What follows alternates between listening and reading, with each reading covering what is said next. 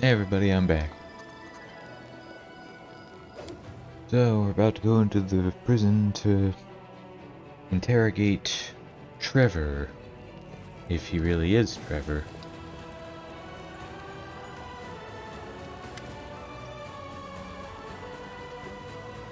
Who are you? What do you know about my brother? Speak! Speak, you scum! Brother, huh? Yeah, you do look like him. Come on, holy man, give me a dozen lashes. Sosiel, what's wrong with you? It's like a bad dream or an evil fey joke.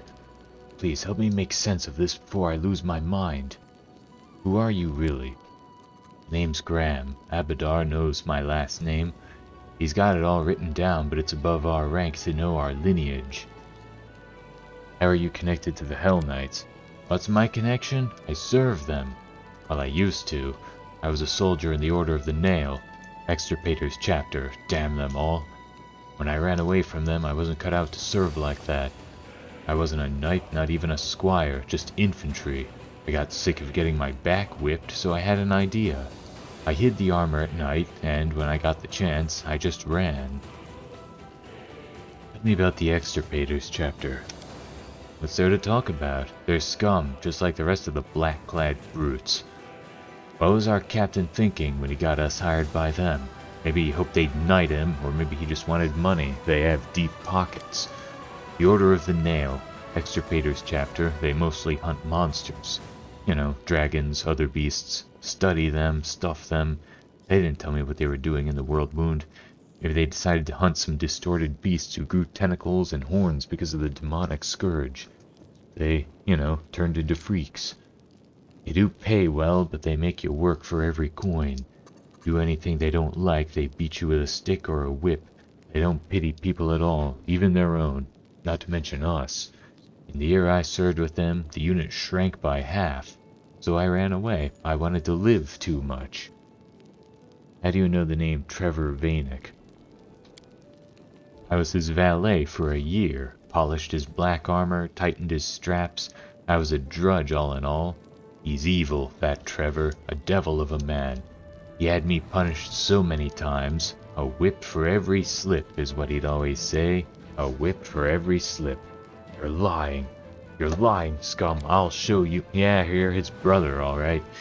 He even used to bare his teeth like you do. You scum, he'd say. If your ears don't work, let's see if your back gets the message. That's not true. It can't be. Where were you going when Anivia caught you? Wouldn't you like to know? I thought I'd go to Mendev, sell the armor, and use the money to keep going. Didn't matter where. Maybe to the River Kingdoms, maybe to Varisia. I don't care, just as long as it's away from demons and demon fighters. Where is Trevor now? With the other Knights of the Pike. I hope they whipped him good for losing his armor.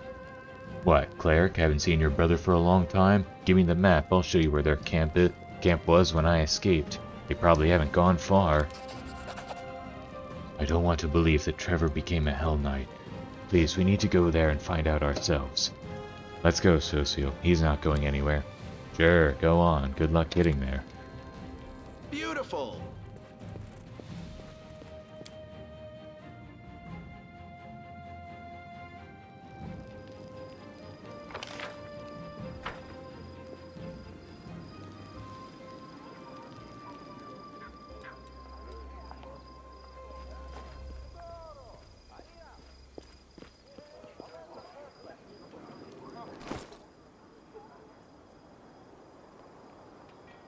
I also found a mod that lets me actually search my inventory, so that's going to be useful.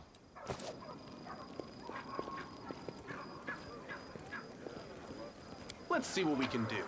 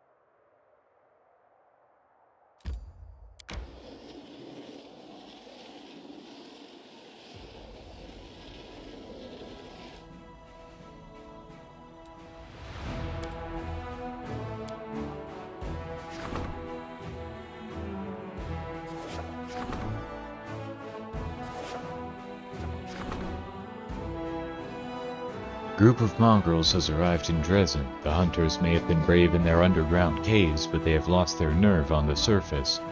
They are scared of sunlight, get disoriented by open spaces, and feel perturbed by unfamiliar opponents. Lan asks the commander to be understanding regarding his comrades' anxiety and not to throw them straight into the thick of things.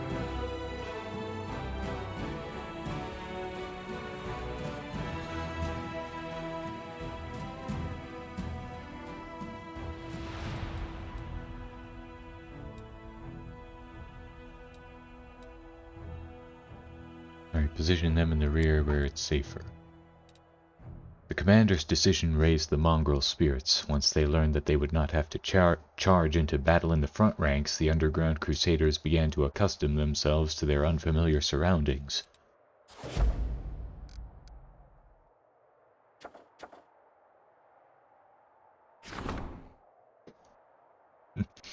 The commander and the crusade are popular throughout Avestan. This could be an opportunity to make a profit by selling crusader merchandise. Finance points income increases by 20.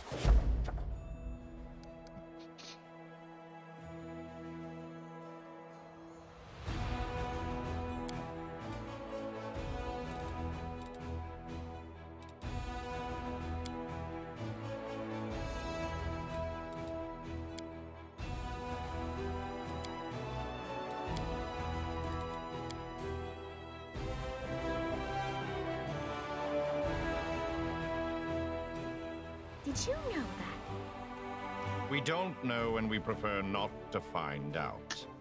I'm certain that whatever you say will be of no value whatsoever.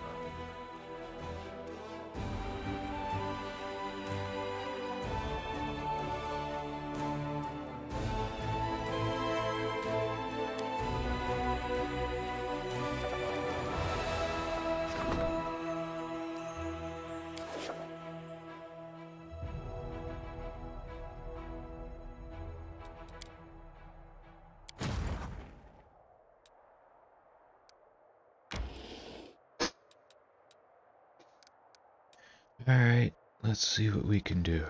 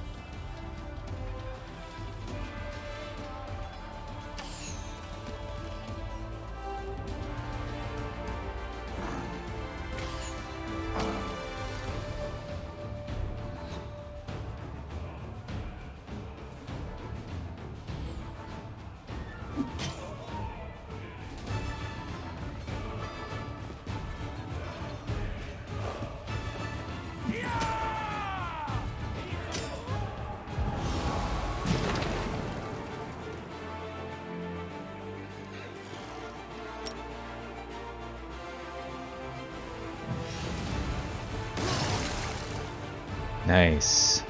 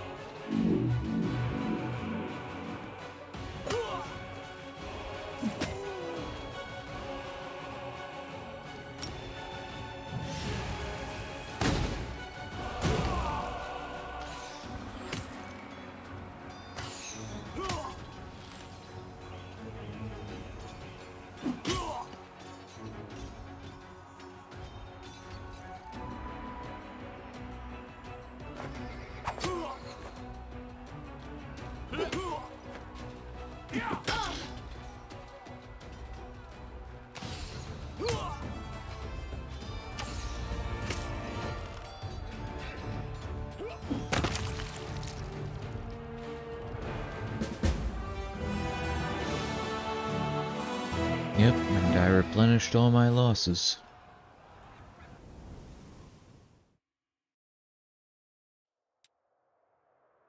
The Baylor at the head of the army has been killed, the horde of his slaves either perished or scattered. The fate of this mighty tyrant became an object lesson to all the denizens of the world wound and how dangerous it is to challenge the Crusade commander.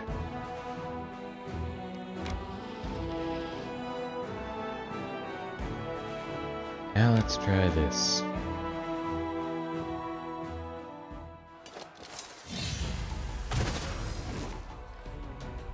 What was that? Great.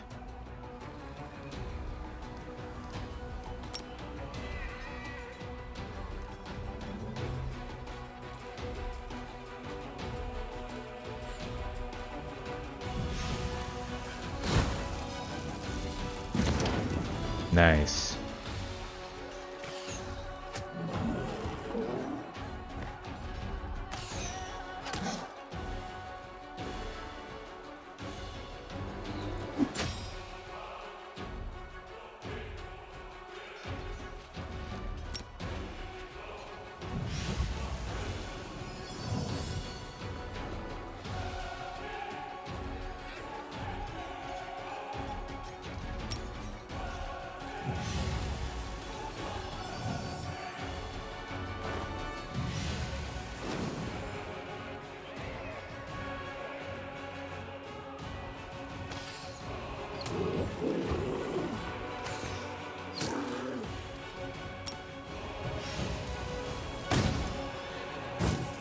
Gotcha.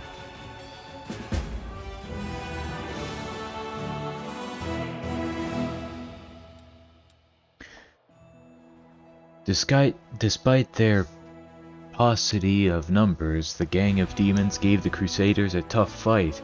In the skirmish, they resembled more a tight-knit squad than a marauding gang of raiders. An old map of Sarkoris found on a victim's body was immediately turned over to the commander. Perhaps those demons were performing an important search or reconnaissance mission for their masters. Come what may, their mission failed. When Sarkoris was perishing, tormented by the demons, many of the tribes were forced to flee. Legend has it that the people of the Bloodwood tribe, pursued by the spawn of the Abyss, walked through the wilds for days. Soon their strength left them and fear filled their hearts. When cruel death seemed inevitable, the old shaman summoned his fellow tribesmen and commanded them to take each other by the hand and stand united side by side. He promised that he would protect them from pain and anguish and offer them the opportunity to witness the eradication of the demon scourge, to pay the bloody debt of revenge. The shaman performed a mysterious ritual, and all who had gathered became one, transforming into a giant ash tree that propped up the sky. The demons following the Sarkorians' trail did not find a living soul and howled in dismay. They burned down the forest and uprooted the trees, before turning their ire on the ash, but the tree was too tall and mighty for them to fell. When the creatures of the Abyss left with nothing, a boy, the only member of the Bloodwood tribe who for some reason had been untouched by the shaman's magic, jumped down from the tree and took his leave. He survived to pass on the legend of the last ash to future generations. Every 10 years, his descendants would make their way into the world wound to the roots of the great tree and honor the memory of his fellow tribesmen. A map showing the path to this sacred site had been passed down in their family for generations. All who came to the last ash heard the same whisper drifting through the leaves. The last branch will be the witness of the end of demonic rule. Alas, as years went by, their belief in these words grew weaker, and the tree, wounded by the demons, slowly began to die. It is said to have turned into a huge stump with only one branch left, and if the tree dies before the world wound is defeated, the power of demons will never leave these lands.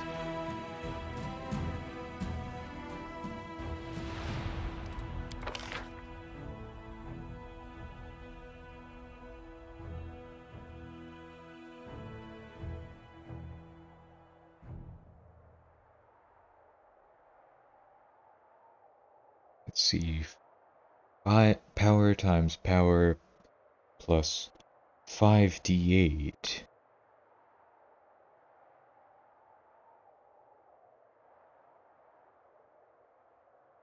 Power plus power plus 5. Power times power plus 5 times 2d8.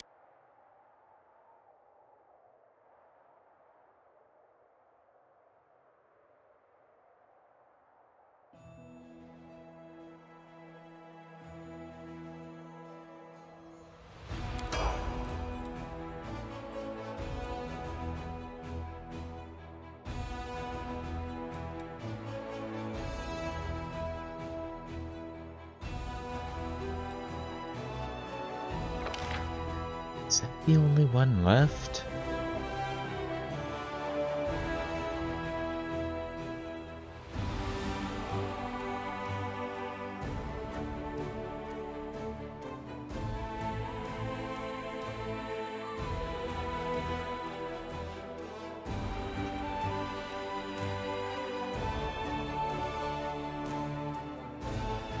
Yep, that's the only group of demons left. I guess we'll head back to Dresden.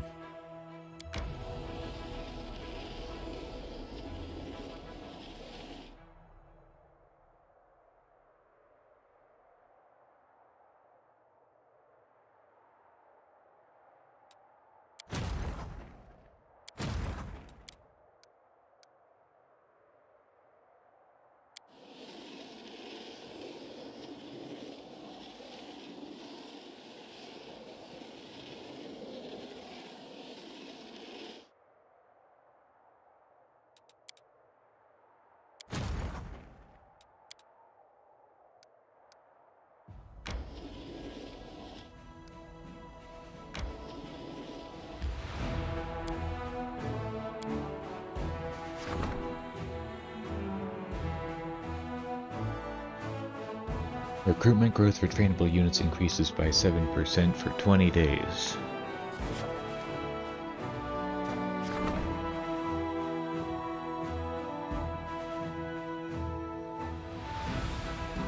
A detachment of valiant aristocrats will proudly accept the commander's nightly mission of seeking out and possessing the branch of the Last Ash, the location of which is shown on the map captured from the demons.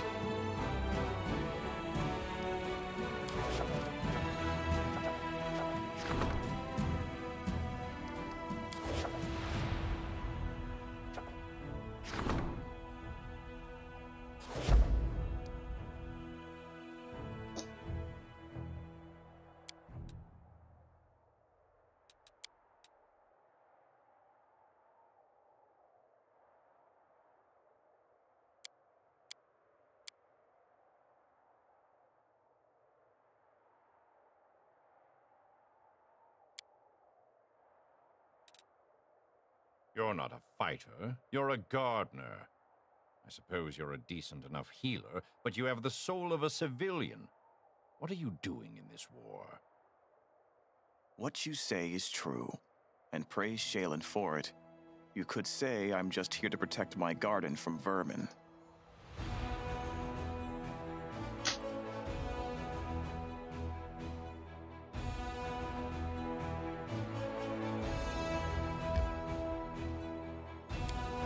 Here we go.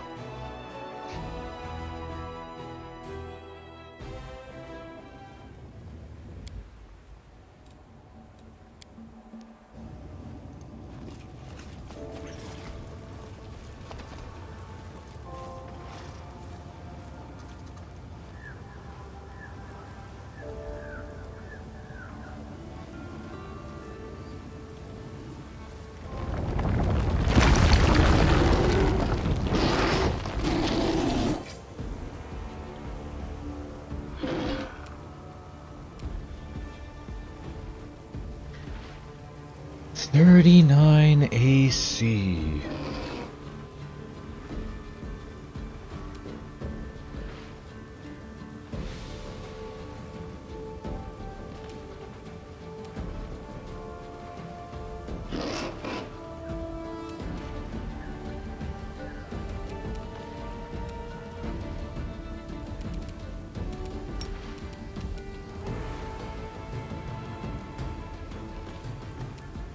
You know what? No.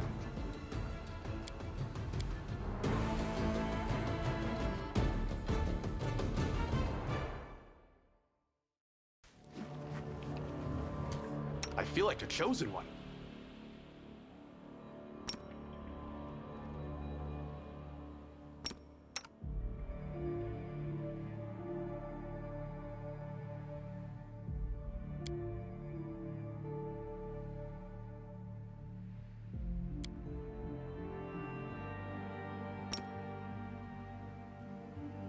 I'm always open to ideas.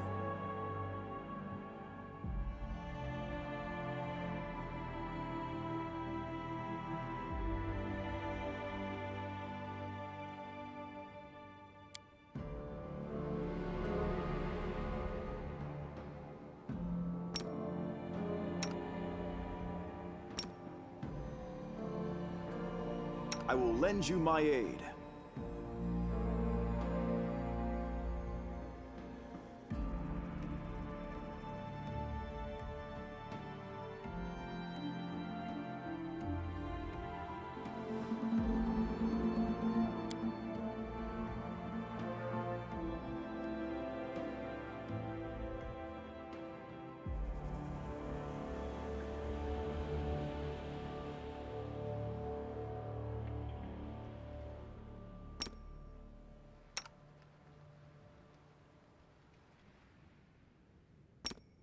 Here we go again. Something wrong? You require my unbiased opinion?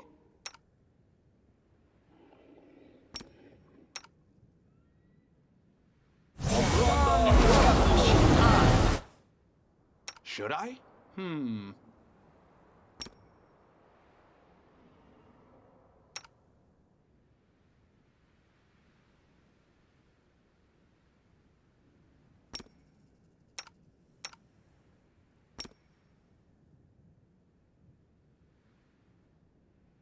You called? The world has suffered enough.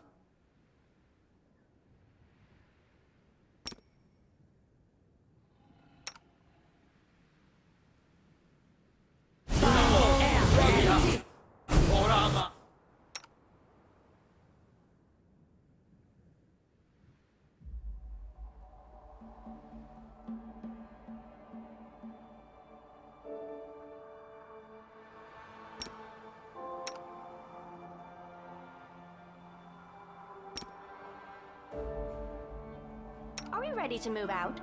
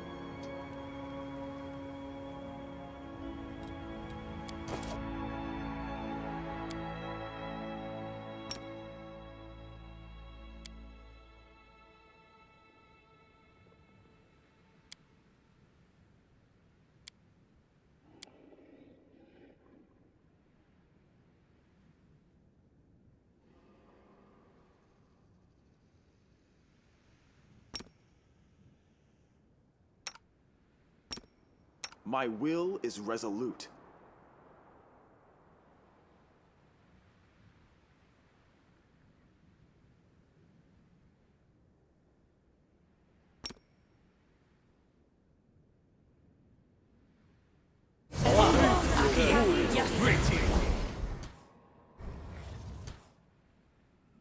I'm here.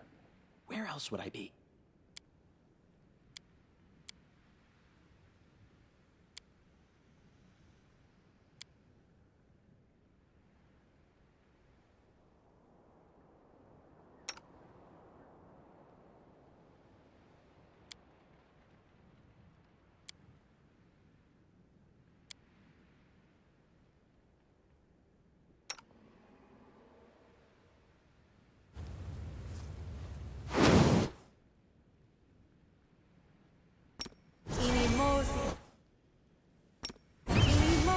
Kravisi.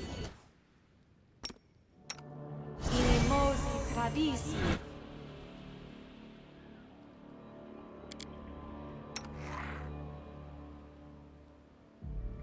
Alright, here we go.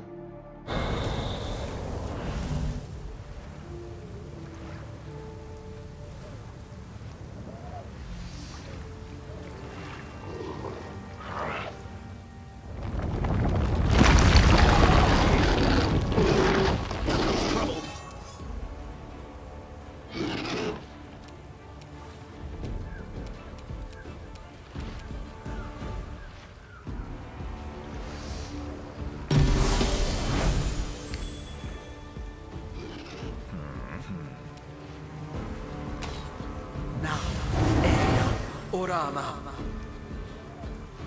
Huh? Tilo. Woash.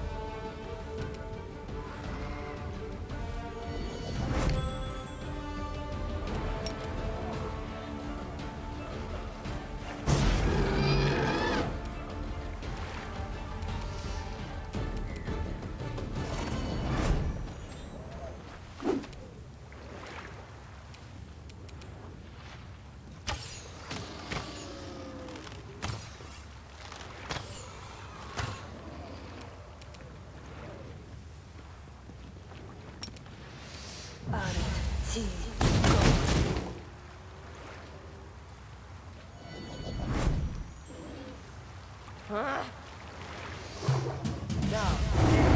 Orama.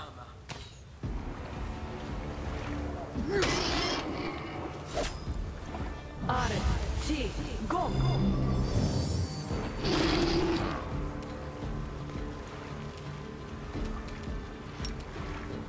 Arti.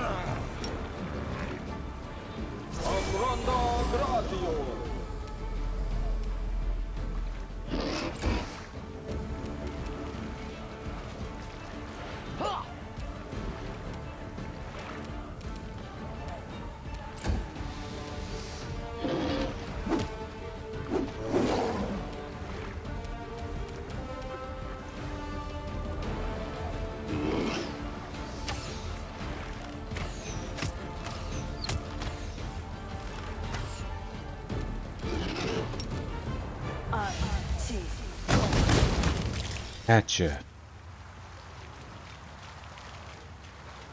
It's the extirpators.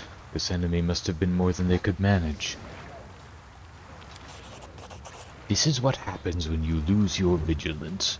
They could have killed that beast had they not let it catch them off guard. It's embarrassing to see. Your fellow warriors are dead. Do you really not have any other words for them except criticism and mockery?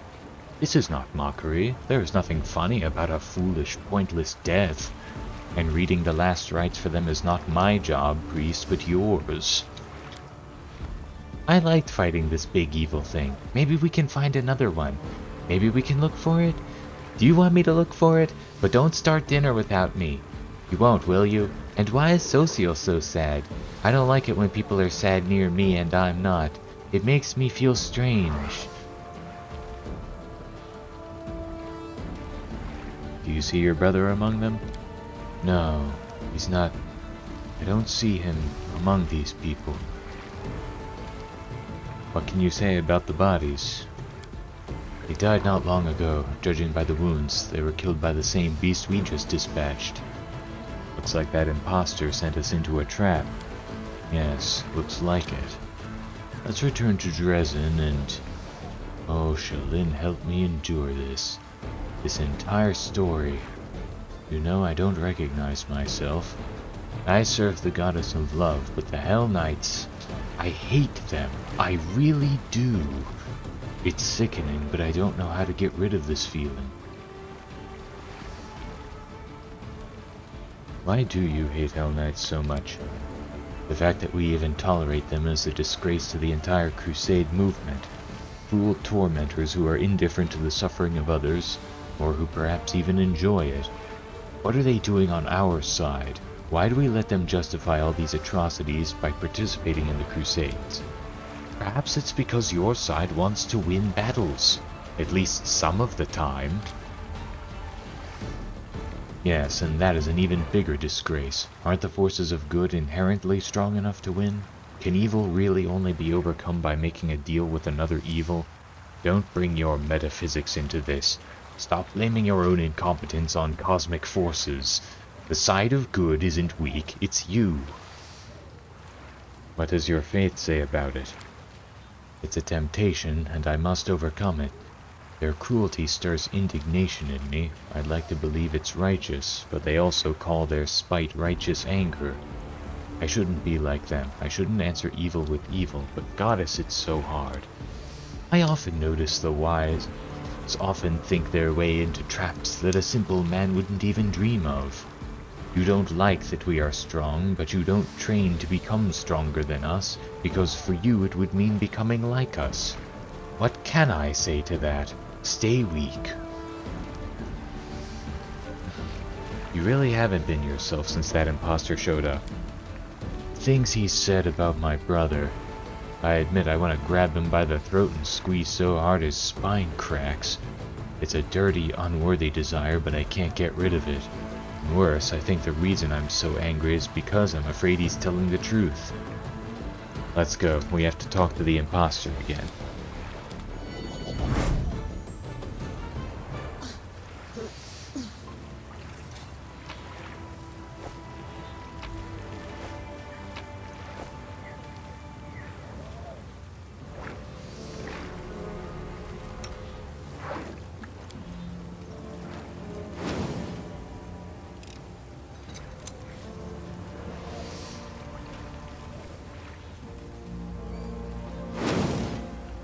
I'm glad I was useful to you.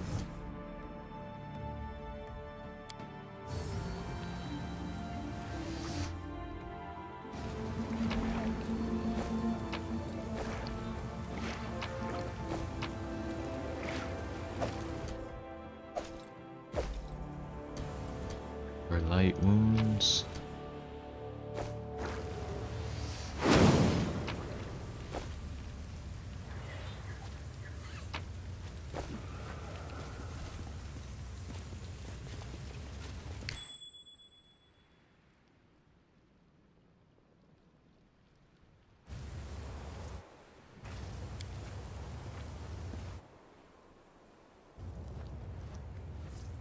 We won't fall here. I swear it. Ah, damn it.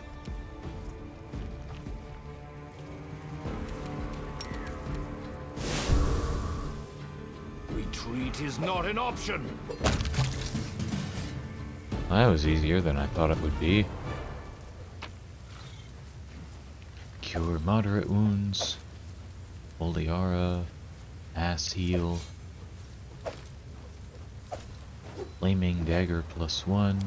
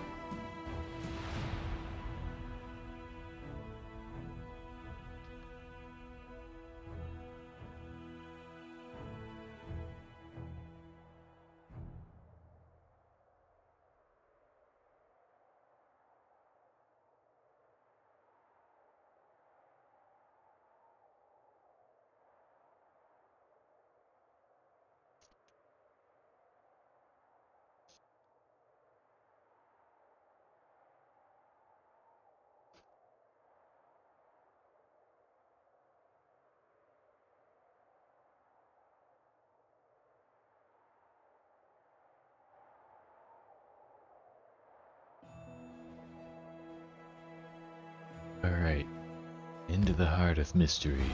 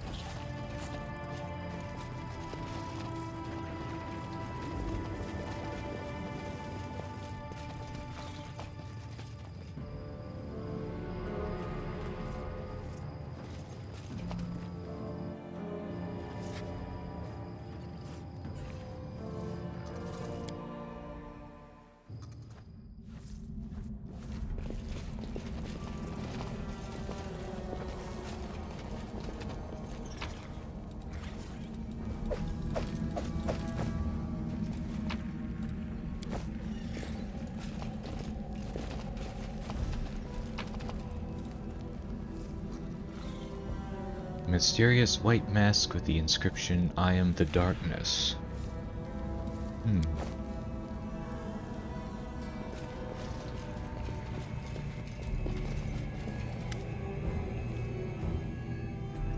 Heart of Mystery will open only to the one who is most worthy. Secret knowledge must be earned. Can you reach the end? Will you become the first amongst many?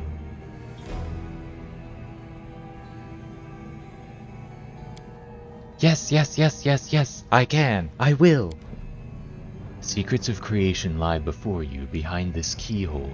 The key is in your hands, but to open the door to the secrets beyond, you will have to solve 5 puzzles. Bring forth your hardest puzzle now. 4 out of 5 you will find far away from here. Search, seek, and observe to reveal what is hidden.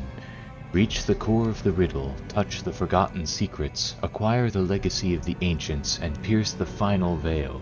Bring the key you hold there and solve the puzzles. And then return here to the Heart of Mystery and face the final challenge. If you succeed, you will prove that you are the worthiest of all mortals. The secrets of the universe will be revealed to you, and you will know the meaning of everything that exists. You will see the past and present, and even the future will not escape your piercing gaze. You will become the universe. If it's not clear from my body language and animated facial expressions, I'm ready to start immediately. Who are you? The secrets of creation, the mysteries of the universe? What are you talking about? You must complete 5 puzzles. 4 of them will be found far from here.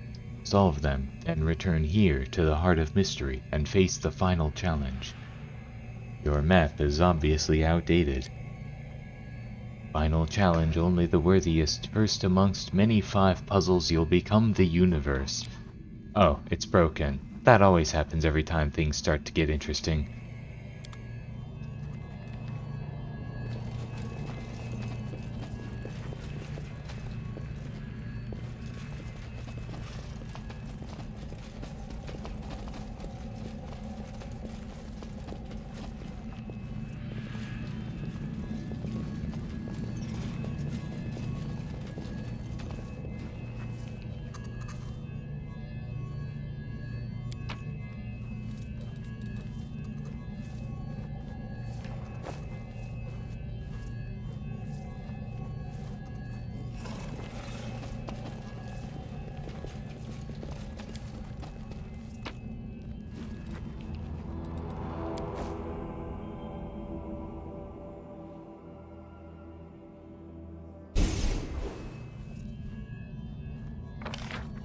Huh.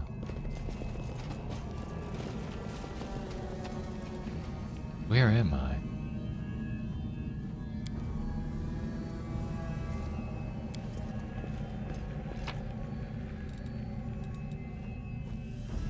Guess the tiles don't fit here either.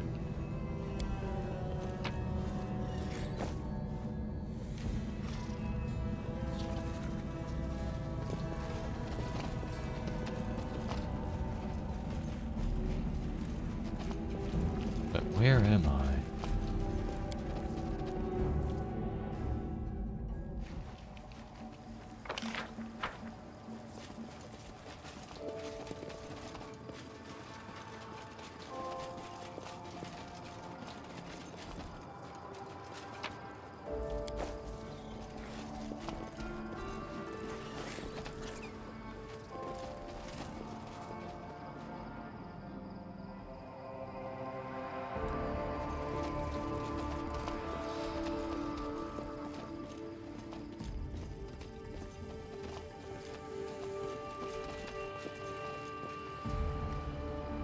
Let's see what we can do.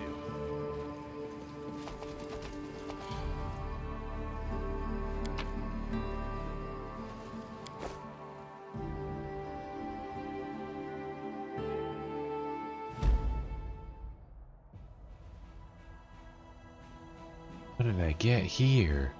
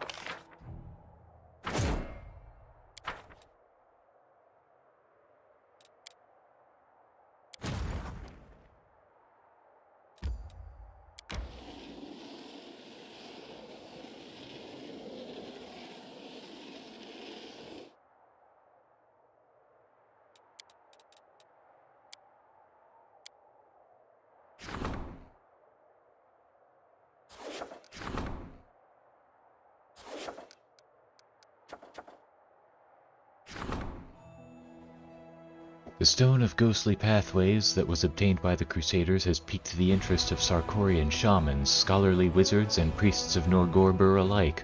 All of them are asking to be allowed to borrow the relic for their rituals, and it is up to the commander to decide whose requests will be satisfied. While wearing this ring, whenever the wearer is fighting defensively and lands a first attack in this condition, the enemy is pushed 10 feet away and is knocked prone for 1 round.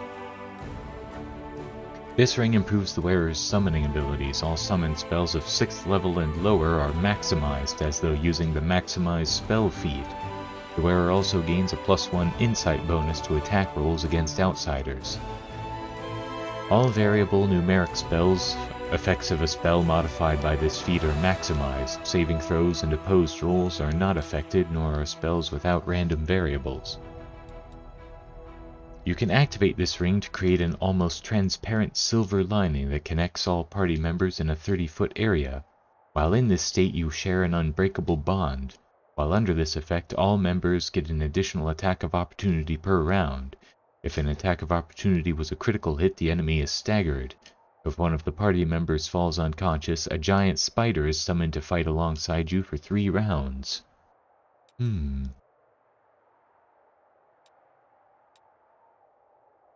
I think that sounds the most useful. Let's do that. The priests of Norgorbur brought the Stone of Ghostly Pathways back under the guardianship of their deity. Norgorbur was pleased that the long-stolen relic was returned to his custody. Reinforcements of Crusaders from the Order of the Flaming Lance have arrived in Dresden. Their leader, Nistra Flamefinger, is waiting an audience with the commander.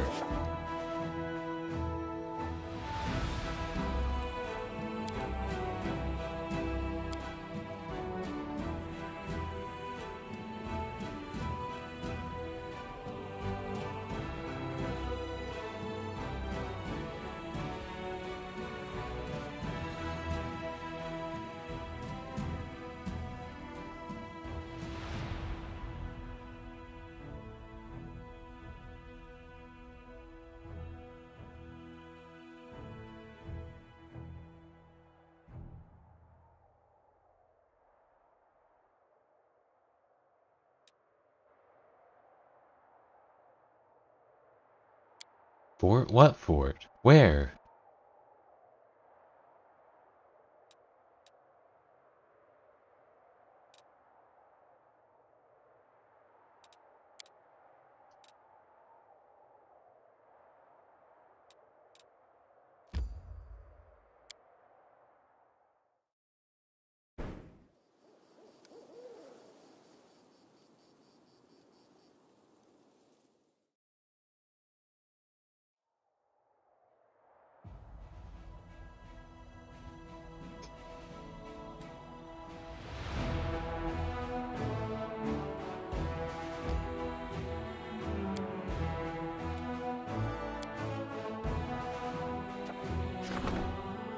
A large group of suspicious individuals has arrived at the gates of Dresden. They wish to join the crusade.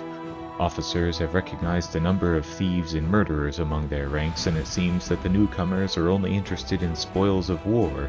Should they be accepted?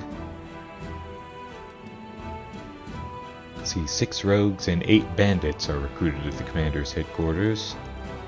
Had 750 diplomacy experience points.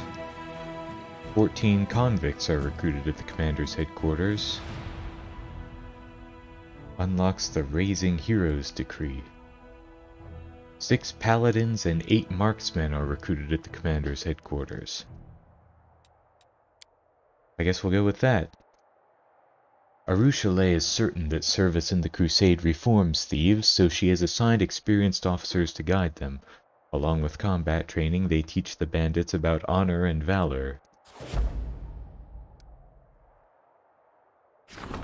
Let's see.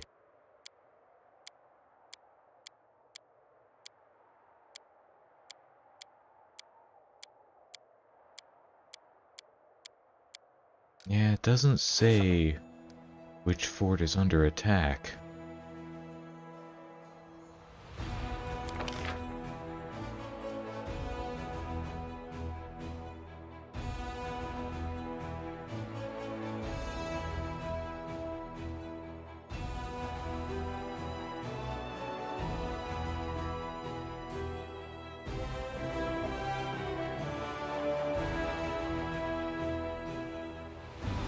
Well, where is it?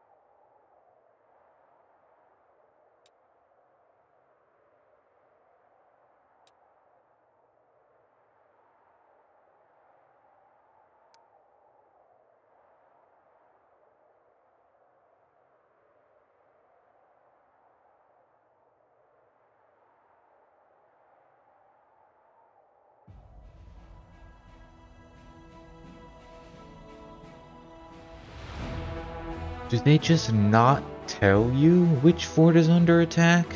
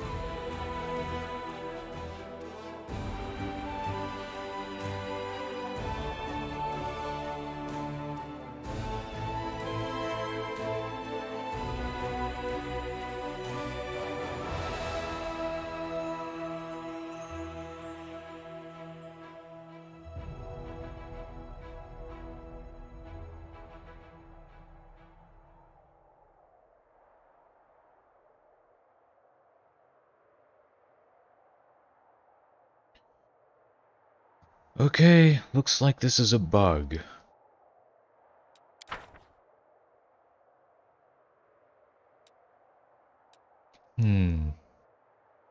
Maybe...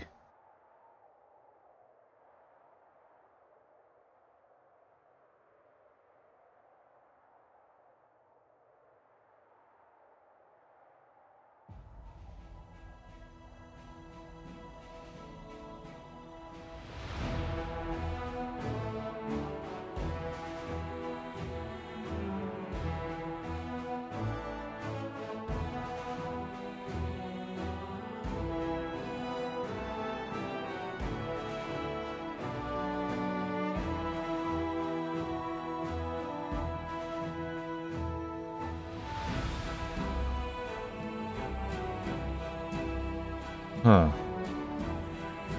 I'm not even sure how that got changed back. Whatever.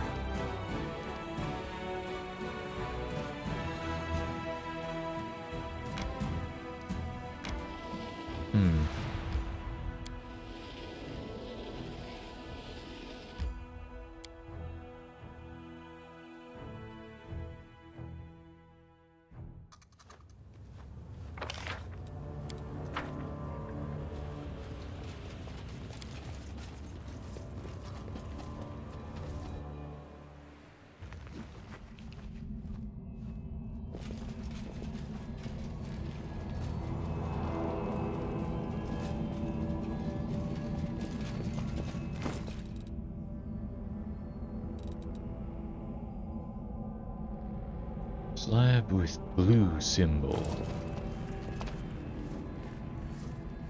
And that has a red symbol.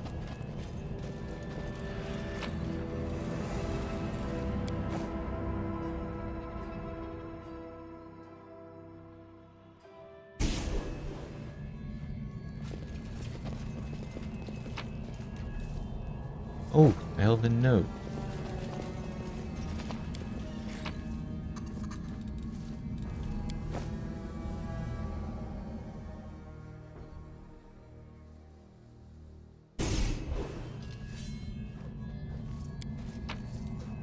Here we go.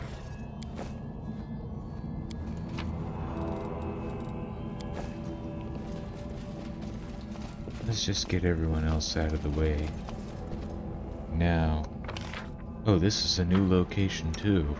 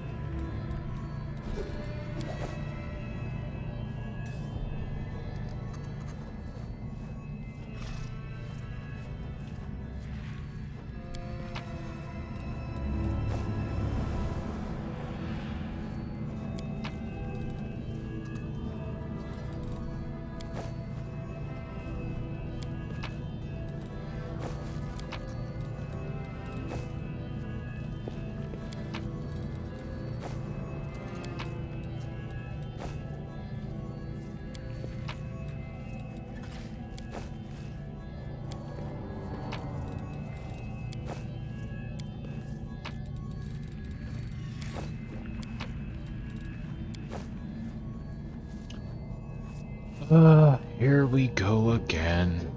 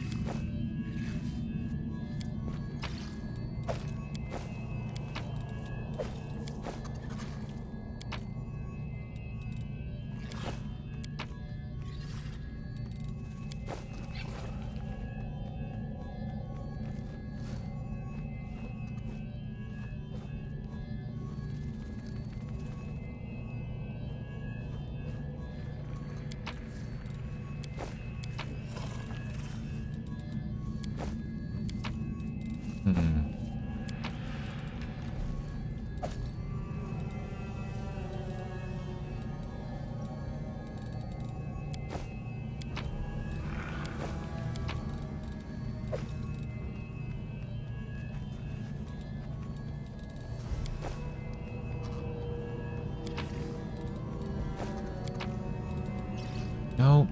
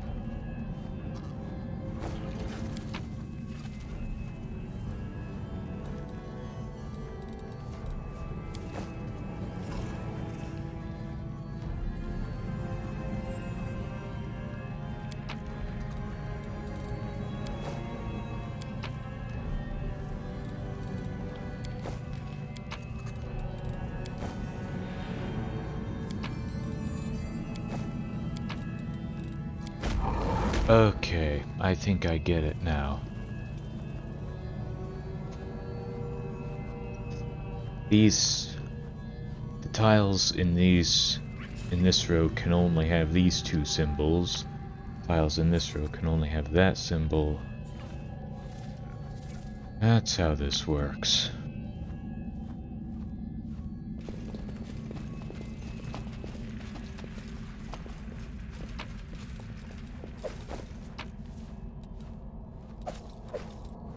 Padded armor of firm steps. This +2 padded armor grants its wearer immunity to trip.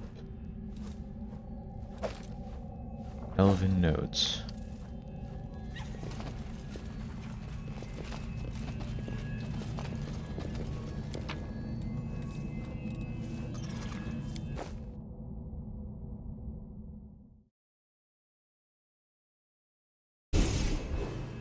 Oh, wait a minute. I was gonna...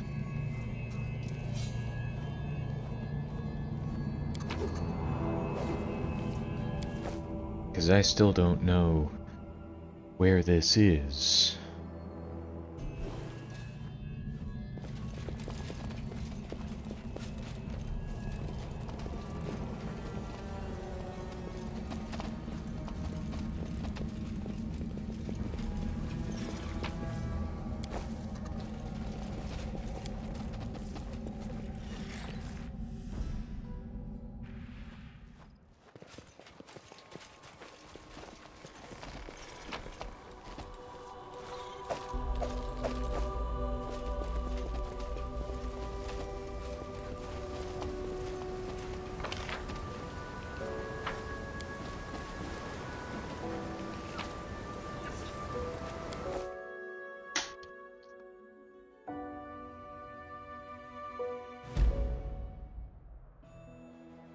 Forgotten secrets, huh?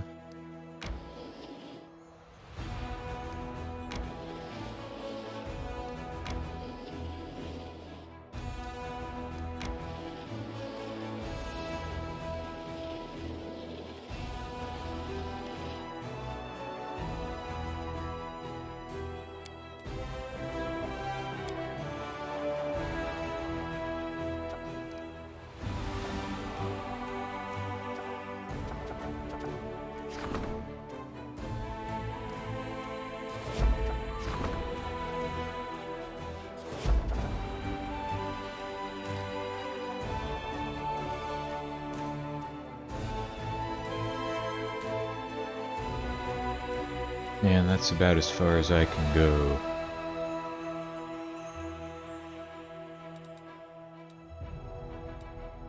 I'm gonna have to head back to Dresden and rest now.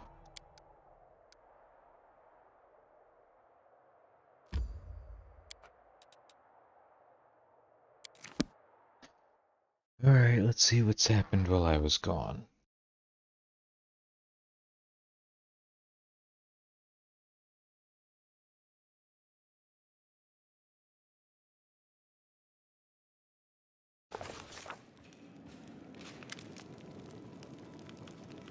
I probably shouldn't have come to you officially, like to an audience, but this is the only way to catch you these days.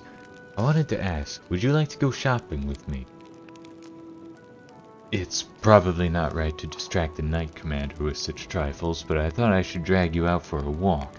We haven't enjoyed a moment's peace since we met. We've either been saving Canabres or marching on Dresden.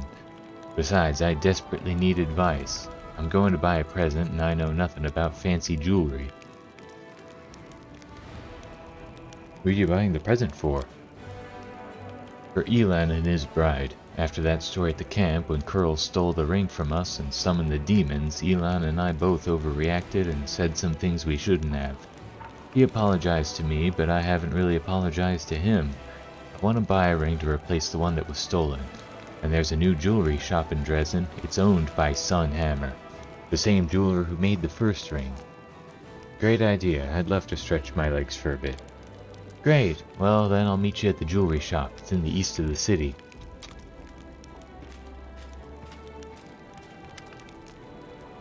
Hail, Knight Commander.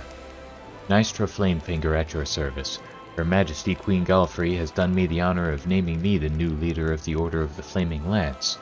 From this moment on, I and the Order are at your disposal. What does your order do? Most Crusader orders rely on a bastion of steel and blessings from above. We reject neither, but our primary weapon is magic. Mystic spellcasters and researchers of the supernatural gather under our banner. What happened to the last leader of your order? Miamr the Scholar was in Canabras, but she left the city not long before the demons attacked. She has officially been reported missing. Many people think her dead. However, if I may be allowed to speak freely, Sister Miamr has always placed her personal curiosity above the needs of the Order. I venture that she willingly absented herself from Canabras and is now alive and well, conducting research somewhere, having completely forgotten about the crusade. That's what she looks like. If you find her, alive or dead, the Order would be grateful for the chance to pay their last respects, or to put her on trial for desertion. Welcome to Dresden. Thank you, Commander. I hope we will soon have a chance to prove what we're capable of.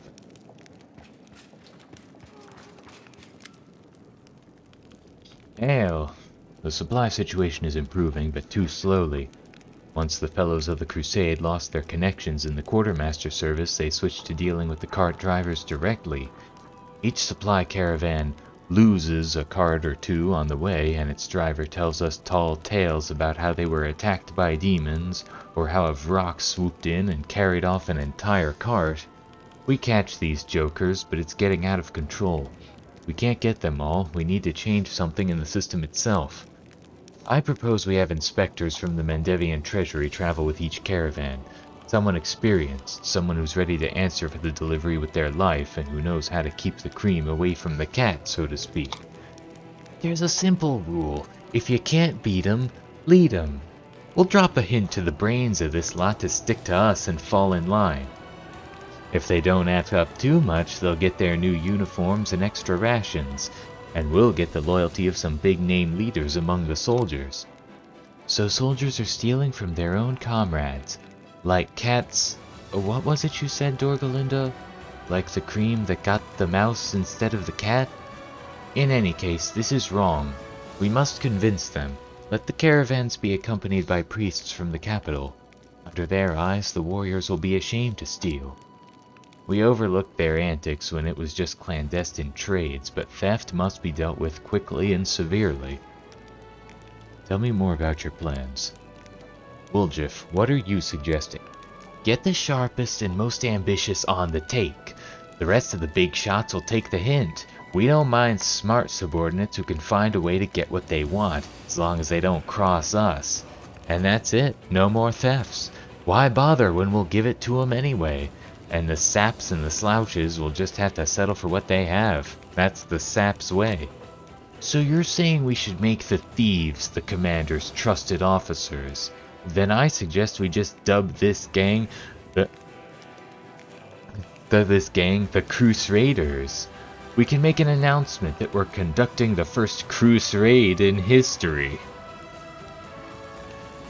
Arushale, what would you do? I know it can sometimes be very difficult to do the right thing, the noble thing, especially when no one is there to witness your worst deeds and judge you for them, which is why we need to have priests accompanying our caravans from the capital. Who would have the heart to commit a crime when a servant of the gods is watching them? I'm sure there are no such scoundrels among our warriors. Wow, that's some solid advice right there. We should totally try stopping thieves and robbers by appealing to something they don't have, a conscience. Lan, could you explain your idea? You know, I'm tired of hearing that we can't do anything about these fellows. I suppose we can't really root out petty fraud, but we're talking about blatant large-scale theft here. About acts of sabotage against the crusade. It's no wonder Mendev is cutting our supplies. They can see we can't even keep our own soldiers in line. Enough is enough. We'll find the most prolific thieves and they'll hang. Once this is resolved, Neurosian will stop worrying that the coin they spend on us will end up in the pockets of marauders and thieves. But it's not those poor people's fault that they became criminals. The Mendevian army recruited them, but it can't provide everything they need. And now we're going to hang them for it? How is that right? Dorgalinda, what would you advise? There's no question that the cart drivers are in cahoots with the fellows. I imagine they get a cut of the stolen goods. So let's assign a gutsy treasury worker to each caravan. But keep an eye on them and see that everything is delivered in full. And they could do some good here in Dresden too. We always need more people who know how to mount an expedition and organize troops on the march. They'll whip our logistics into shape.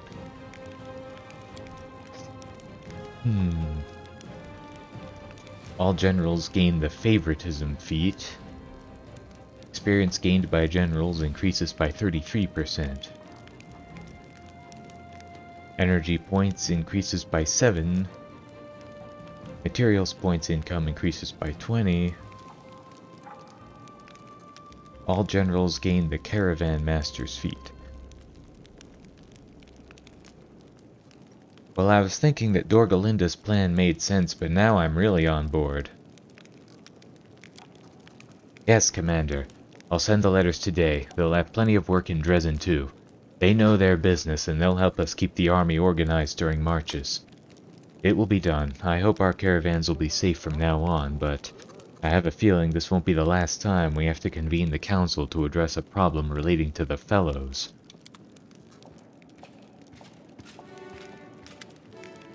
Commander, I'm glad to report that the reorganization of our army is practically complete. The counterattack and the capture of Koramzadeh's citadel will serve as a vivid demonstration of our increased military strength. But before we set out, I strongly advise that our officers are informed of the tactical approach we're going to follow on the battlefield from now on.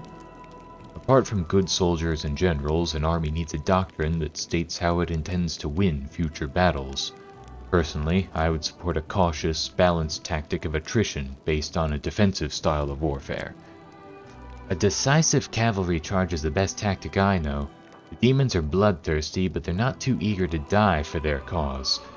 If we were to daze them with a powerful strike and shake their confidence, they would choose running for their lives over a selfless stand. We cannot change the fact that our warriors lack the demons' individual might, but our discipline and chain of command are superior. The best way to use it is to maintain a tight formation.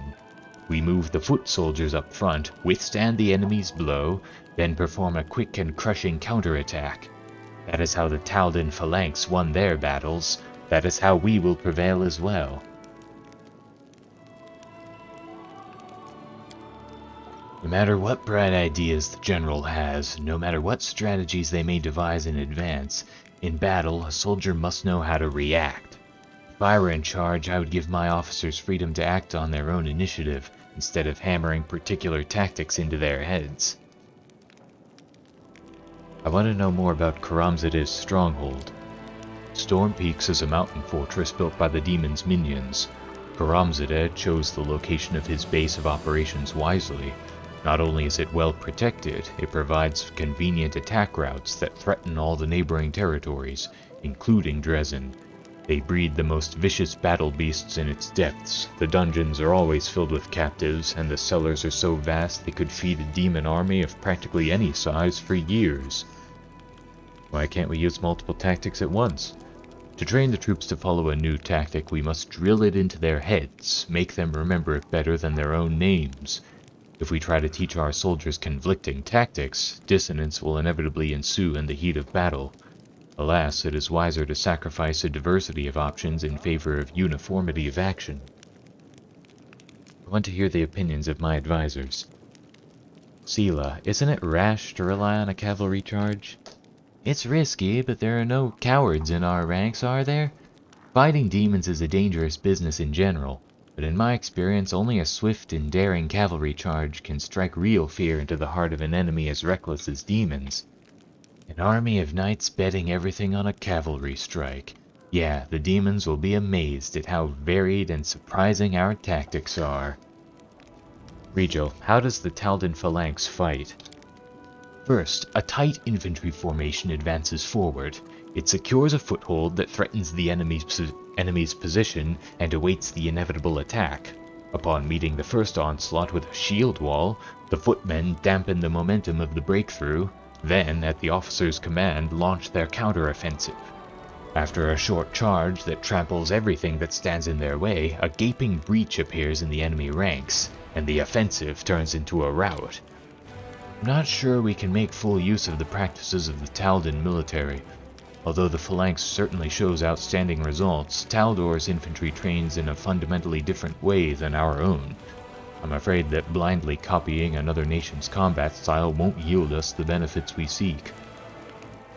Greybor, is it wise to allow officers to make their own decisions? This acquaintance of mine, my colleague, he used to serve as a corporal in the Malthuni army. At some point, they went out on a raid against Nirmathi guerrilla warriors. They ran into an ambush, got shot to hell, and chased the enemy deep into the woods. Is it obvious yet that they were being baited? It was obvious to my acquaintance too, so he tells his commanding officer things are looking ugly, we've got to turn back. But the officer dug his heels in. Our orders were clear. Upon contact with a lightly armed opponent, we are to give chase and dispatch them. Upon contact with a superior force, we are to contain it by forcing a fight and send for reinforcements. He recited that order to me word for word. He won't forget it till the day he dies. That's what the generals in the capital had decided, you see. Since the enemy has split their forces, we need to move in with large units and crush the weak bands one by one. Looks solid on paper, but when you're out in the woods, in the middle of the night, not so much. Anyway, when they did get ambushed by an enemy force and contained it by forcing a fight, only my acquaintance and his squad made it out alive. He put two and two together and figured that no reinforcements were going to make it in time, so he tried to break through. They ran through the woods for 6 days with the enemy hot on their heels, but they survived. My acquaintance learned a lot from that battle, so he deserted immediately afterward to become an assassin. A much safer craft. Point is, no matter what we come up with, you never know how it's going to play out in an actual battle. Only those who are on the ground fighting can truly know the best thing to do, so I would trust your officers. I can't imagine your army is commanded by idiots, and give them free rein. Initiative is a dangerous weapon. There are situations where it can be useful, but in a large-scale battle, any display of free thinking, any leeway in interpreting orders, may disorganize the army and throw it into chaos. We should not be destroying the discipline of our troops with our own hands. Captain Odin, can you win battles by staying on the defensive? History knows of virtually no prominent generals who disregarded defensive combat doctrine. There are times when letting the enemy break their teeth upon your army's formations is more advantageous than going on the offensive yourself. Perseverance oft-time bests valor. You can't win a war by sitting on your hands, especially against an innumerable force of demons who keep pouring out of the abyss. We must strive for victory, live for it. That's the only way we'll put an end to them.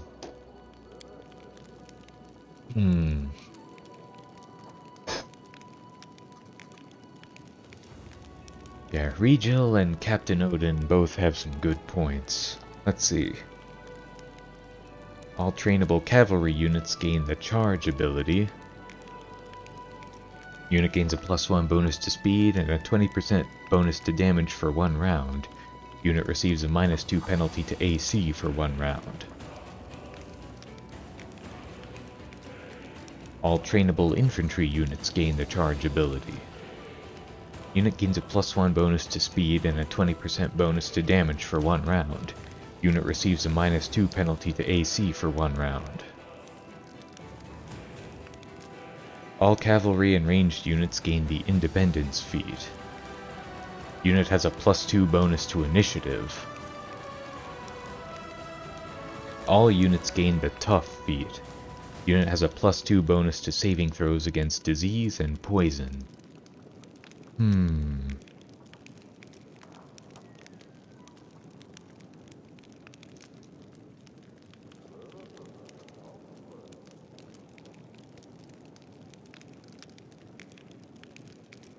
I guess we'll go with this one. Combat exercises will begin shortly. A defensive formation will reduce our losses and preserve our troops' strength for the battles to come. Well, I believe the military council has reached a decision on all the necessary reforms. All that's left is to put our army to the test. The siege of Storm's Peak. This battle will show us the worth of all the work we've done.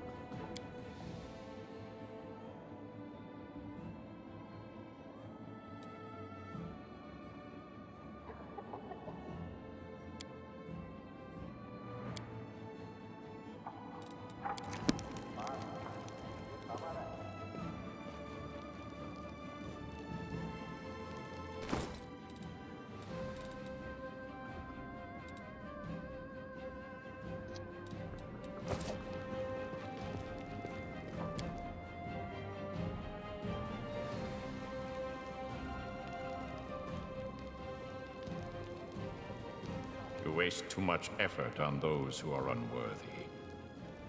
How would I know who is worthy and who isn't? I just help whoever I can.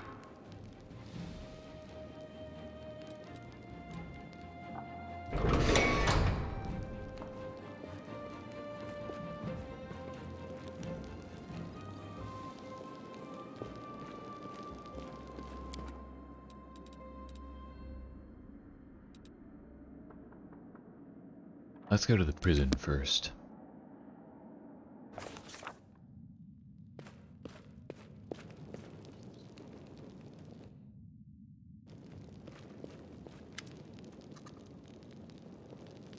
Well, did you talk to the extirpators? The extirpators, they're all dead. That's a shame. I think I'm welling up. It was a trap. You were hoping the monster would kill us too. Accusations again. You can say whatever you like, but where's the proof? You can't scare me. Listen, do you understand the situation you've gotten yourself into? You'd be wise not to antagonize us. You should help us and hope that after everything you've done, we still have a little mercy for you. Ha! Mercy? I'd be a fool to believe that lie. I know how kind you and your brother are. My whole back is covered with scars because of his mercy. It's not true. It can't be true. Tell me what really happened. Or what?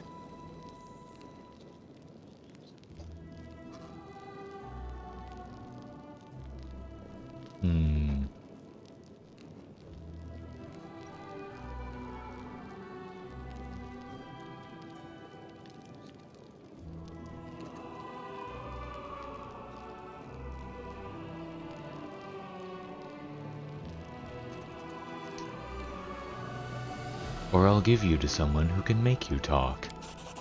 Yes, you could do that. Alright, I've got nothing else to do. Your bars are strong, locks are good. You got me. I'll hope for your mercy. Well, listen, this time I'll tell you how it was. I was a soldier fighting for the extirpators. That wasn't a lie. I was valet for that scumbag Trevor. He used to work me hard, but that was a long time ago. Before the demons took him. Took him? How? Where? How could you even say such a thing?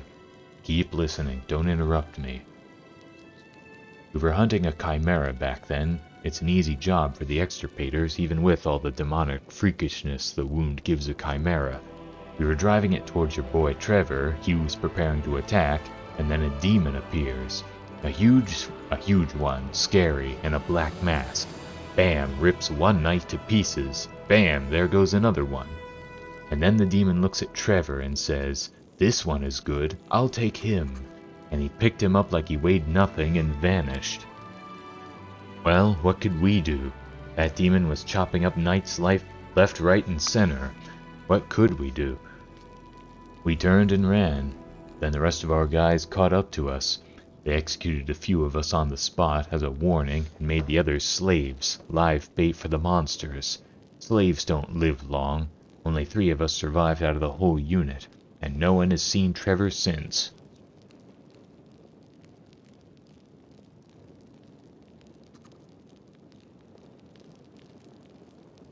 There used to be a female knight among the extirpators named Marenta. How did she get Trevor's shield? Marenta? She and Trevor were sleeping together.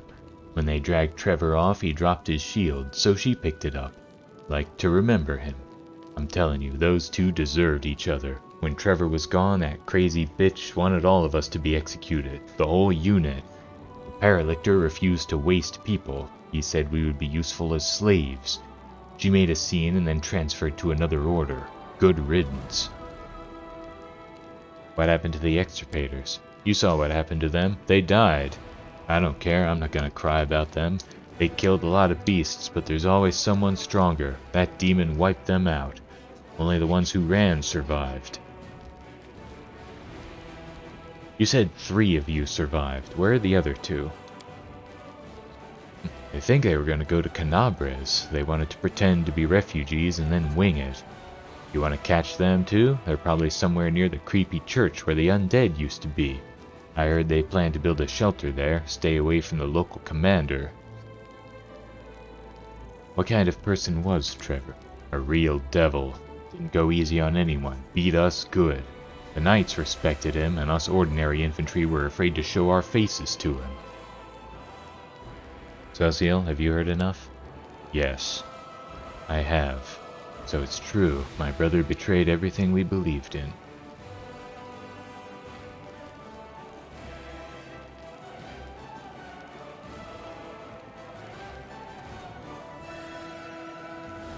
Wait, this is only one person's side of the story, and a liar's at that.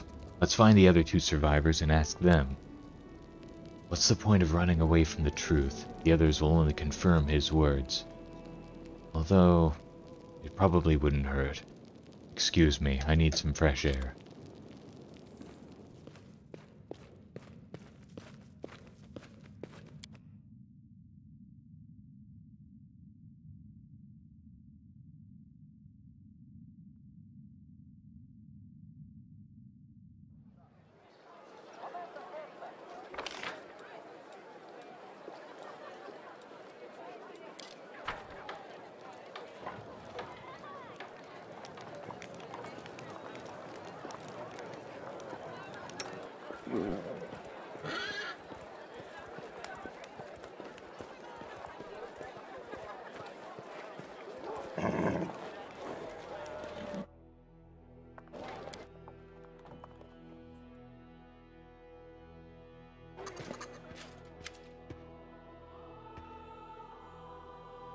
Do my eyes deceive me? The victorious knight commander himself has paid a visit to my shop?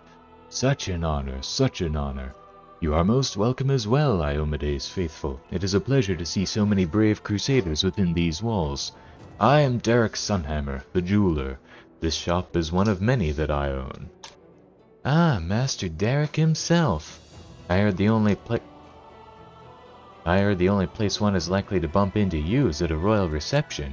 Not at all. My wares are expensive, not least because I have to buy costly metals and gems, and also pay for the security of shops and workshops throughout Mendev and beyond its borders. My prices limit the circle of my clientele, but that doesn't mean I shun all those not in possession of a noble title. I must say again, I'm very glad to see you here. Why did you decide to open a shop on the front line of the war? There are 2 sides to me, if I can put it that way. I am both a merchant and an artist. For the artist in me, the crusade is a limitless source of inspiration. In recent years, I have crafted very few delicate items, plant and flower patterns, you know. My current preference is for heavier, larger jewelry, dark metal, expressive gems in cool colors. Everything that reminds me of steel armor, the calming weight of a shield in your hand, the clash of weapons. But the merchant in me sees something else in Dresden, a risky but potentially fruitful new market. If you succeed in your noble cause and defeat or at least push back the demons, the city will thrive. and whoever is first to make a splash here will reap the rewards. Those are my motives, inspiration and greed in equal measure. Sela wants to talk to you about something. You have my full attention. It's simple, Master. You might remember that a while ago Sir Elan of the Hound Hearts ordered a ring from you. A silvery ring with a blue-green gem. I would like to buy something similar, but I only have this much money. If what Sela's offering is not enough, I'll help. Come on, Reynard, I only invited you along for advice. I can handle the expenses myself. Oh, I would advise you not to reject the commander's help out of hand. With his participation, I can offer you something truly special that fits your description perfectly. A ring with a blue-green gem, just as you've described. This is one of my latest creations, and I'm very proud of it. Alas, your own funds, my dear, are only enough for my plainest ring, and the gem in it is not the right color. 1,000? I mean, that's just pocket change for me by this point. We need the very best. This is a special item, and I'm glad to see it go to someone as worthy as yourself. For how could the commander's friend be anything but? May it bring good fortune to its owner. Now, if you'll excuse me, I don't usually make sales in my own shops. I have golems for that. Besides, I prefer spending my time at my workbench, not behind the counter. But I was glad to serve you, Commander, and your valiant companion. All the best.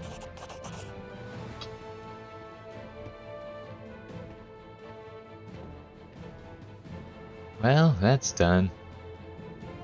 Come with me to the barracks to give the ring to Elan, will you? After that we can go to the tavern and have a few drinks. Are you happy with what you bought? Well, yes. Truth is, I just needed a reason to talk to him and show that I want us to patch things up. I'm not great at this friendship stuff, but I'm trying. Let's go.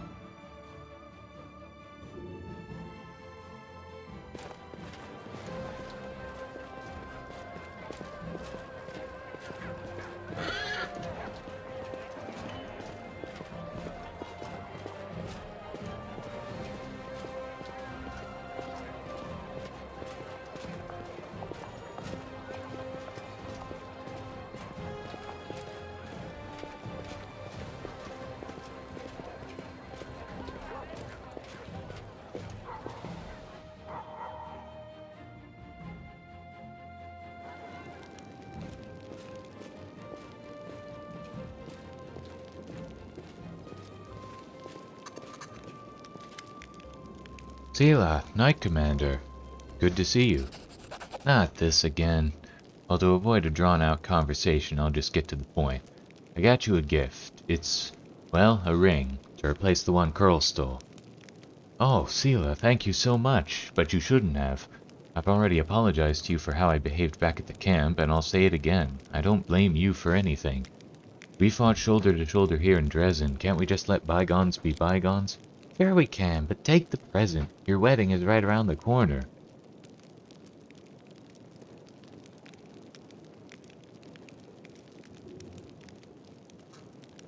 Do you still distrust me and the power I've been granted, Elan?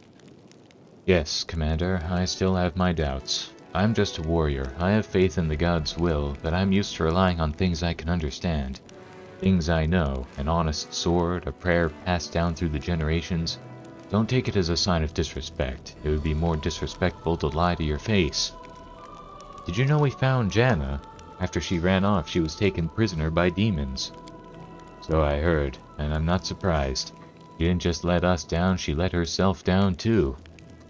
By the way, when is the long-awaited wedding? Very soon. That's what I wanted to talk to you about. It would be a tremendous honor if you would come to my wedding. We're going to hold it not far from the walls of Dresden, to the east towards the river. Thila's already been invited, now I'm asking you. You showed so much kindness to me when you helped me look for that ill-fated ring. I simply must repay you somehow. Besides, Kiana would simply love to meet you, and I can't deny her anything.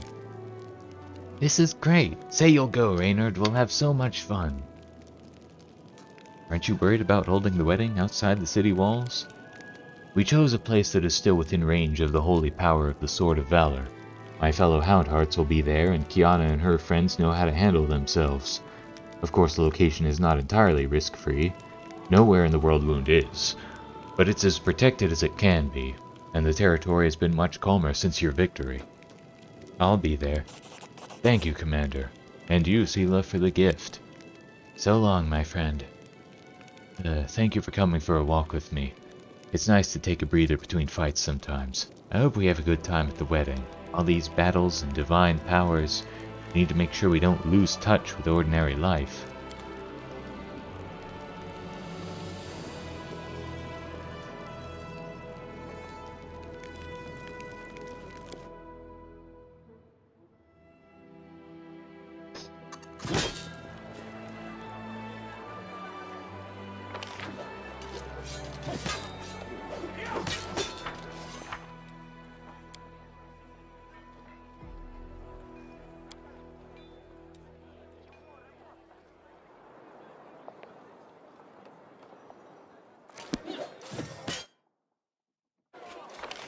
See.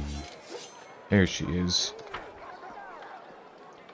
Might as well talk to her while I'm here.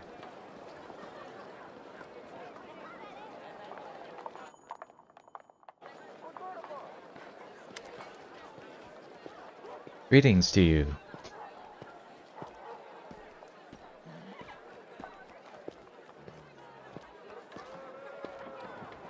Why do they call you Nistra Flamefinger?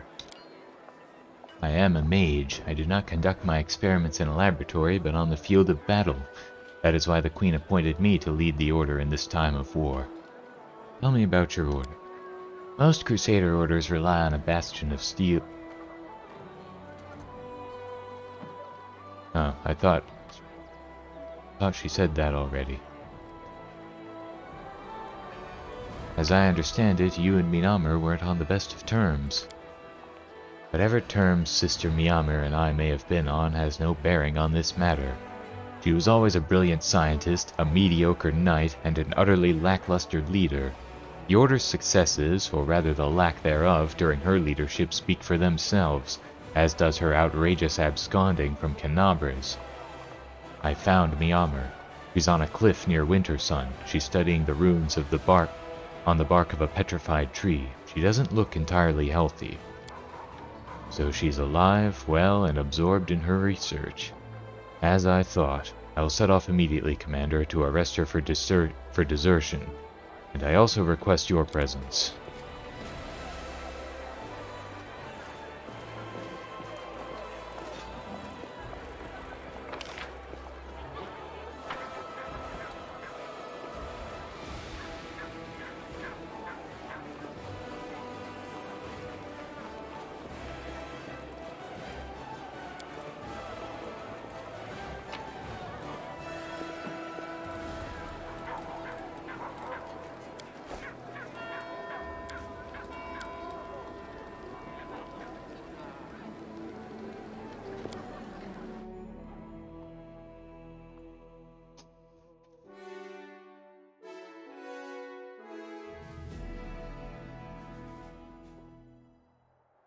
Well, before we go there, let's go talk to the fugitives at the Lost Chapel.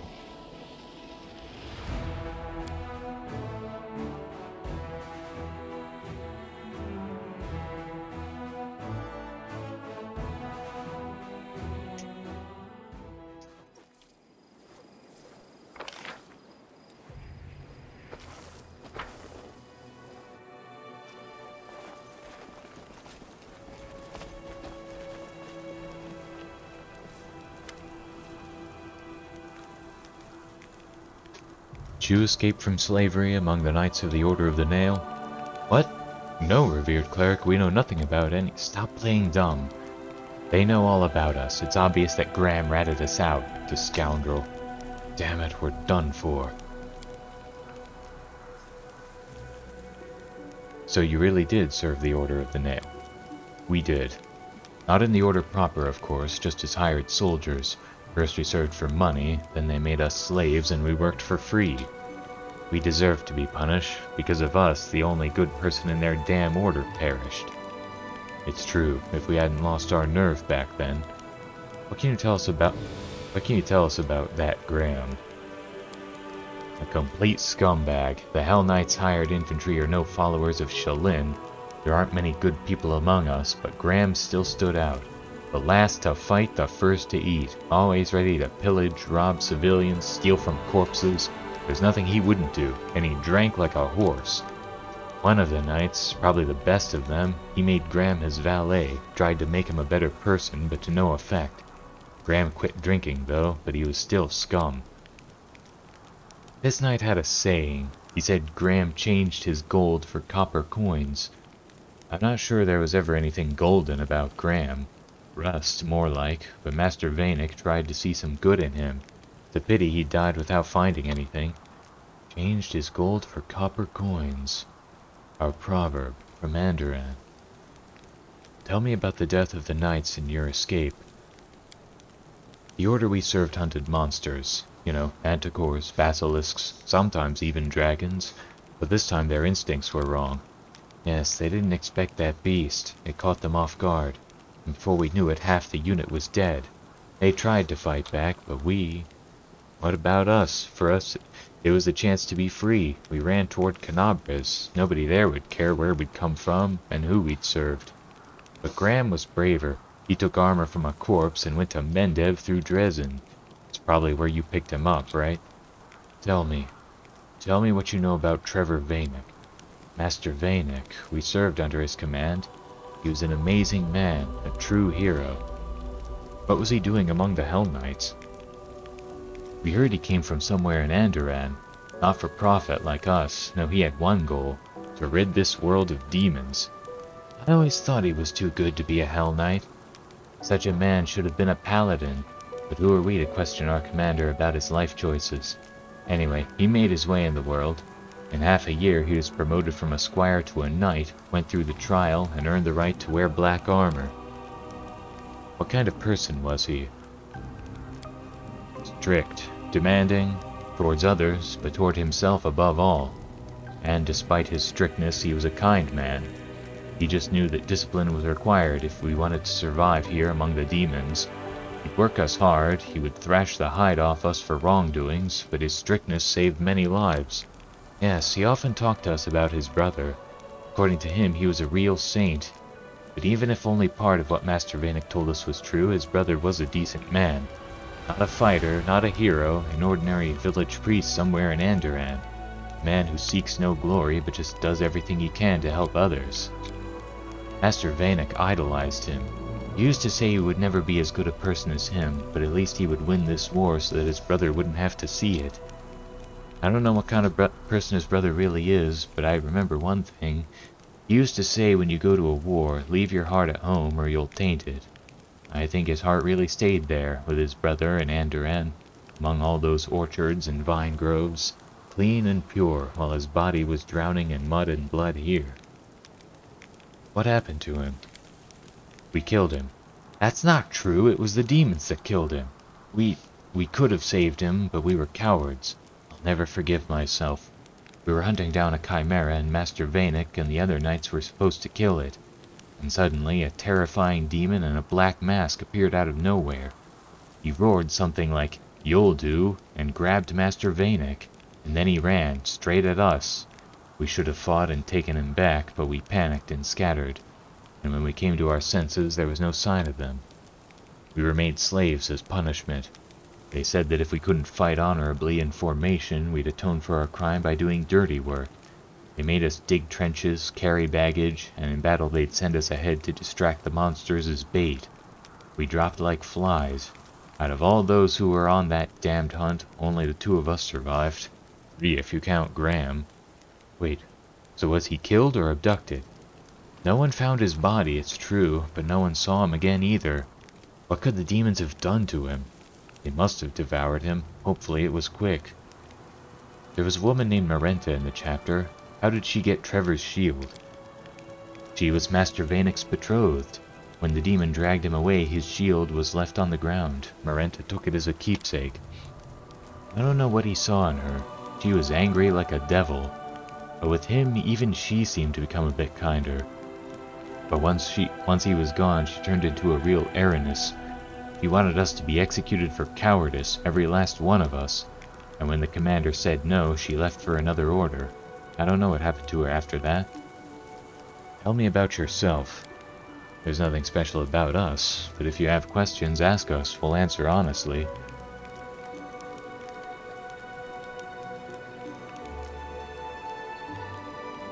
Well, we already asked them all that. What do you say, Sosiel? Sosiel? So you are... No one saw a body, right? So... maybe I still have a chance of finding my lost brother. Thank you for your words. You have given me back my hope. Take this. There are healing potions, food, some gold, and a letter. Show it to the guards at the gates of Canabras. You will be taken care of. Thank you, Master Vanek. Your brother was right. You really are a saint. Seems I knew very little about my brother, and about myself. How do you feel? You were acting strangely during the entire conversation. I was frightened, more frightened than I'd been fighting any monster, even more frightened than when the demons destroyed Canabras. I was afraid of what they would tell me, and now I've heard it all. This truth, I can't wrap my head around it. But at least the fear is in the past. What I was most afraid of is true.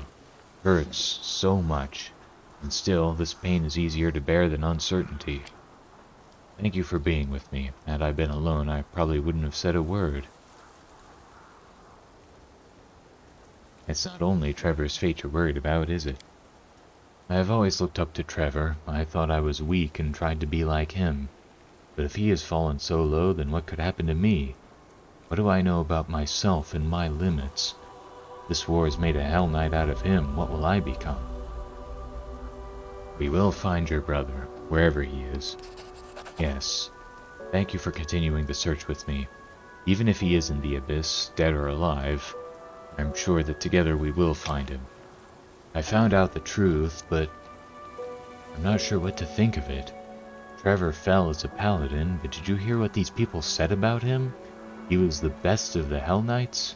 Can't wrap my head around it. What do you make of it all?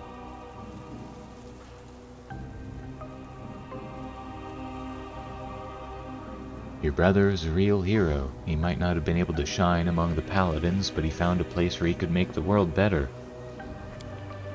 Exiled from the paladins to become the best among the Hell Knights. This is not what he dreamed of, but at least he saved someone. He changed some lives for the better. Isn't that the true calling of a hero? The most important point is that he might still be alive. I don't know what demon in a black mask attacked him and where he was taken, and it scares me to imagine what they did to him there. But he might still be alive, and that means my hope is still alive too.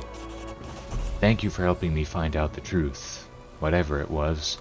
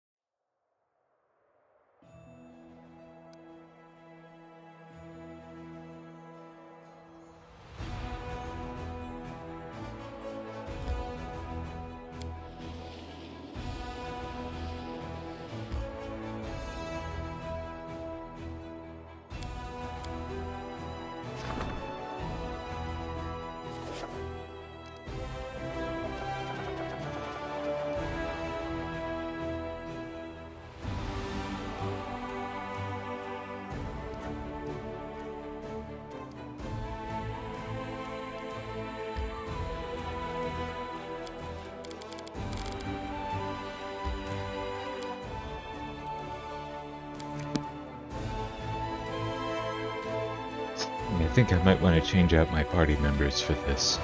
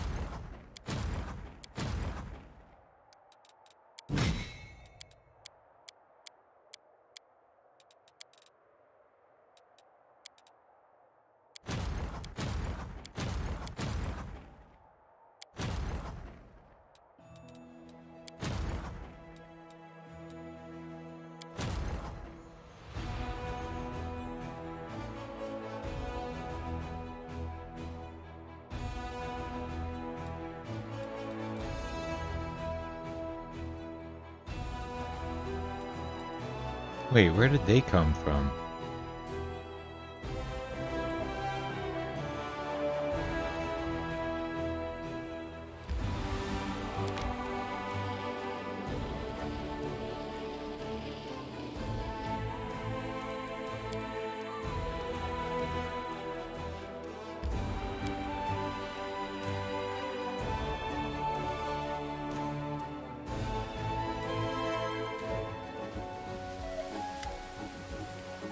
Commander, Zila, you're here.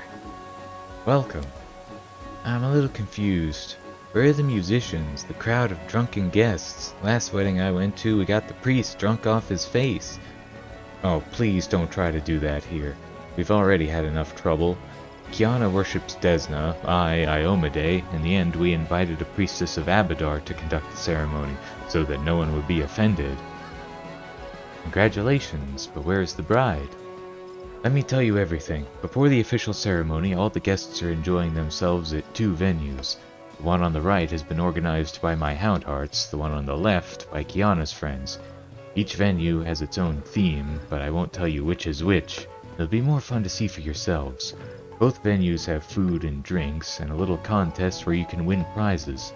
Kiana is greeting guests at her venue, but I'm leaving mine for now. I have a special role to play there. Wait, but if she's at her venue, doesn't that defeat the purpose of not telling people whose venue is whose? Enjoy, Commander. There is still time before the beginning of the ceremony. Zila, thank you for coming too.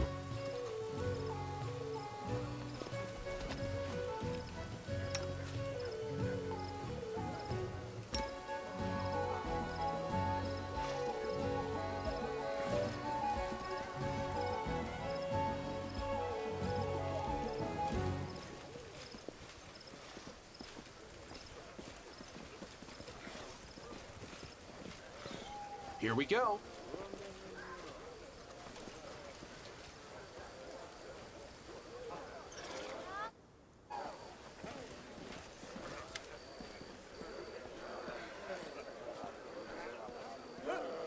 Greetings, travelers, to the secret steeped land of Ustalav.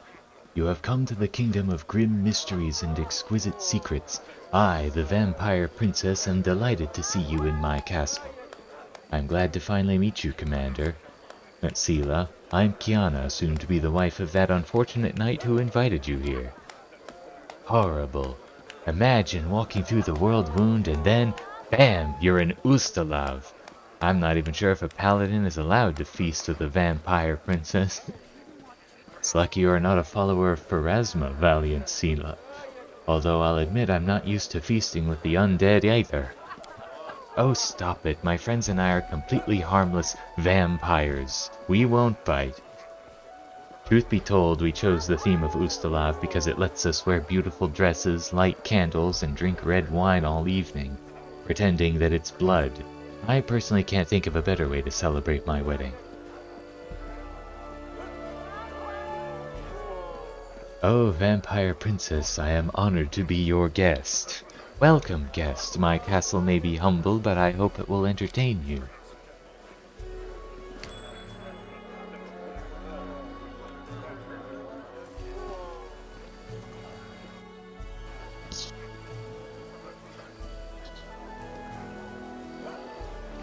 Yeah.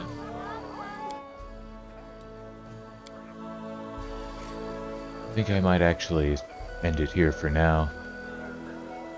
So, we'll get back to this later. Thanks everybody for watching. I'll see you all again some other time.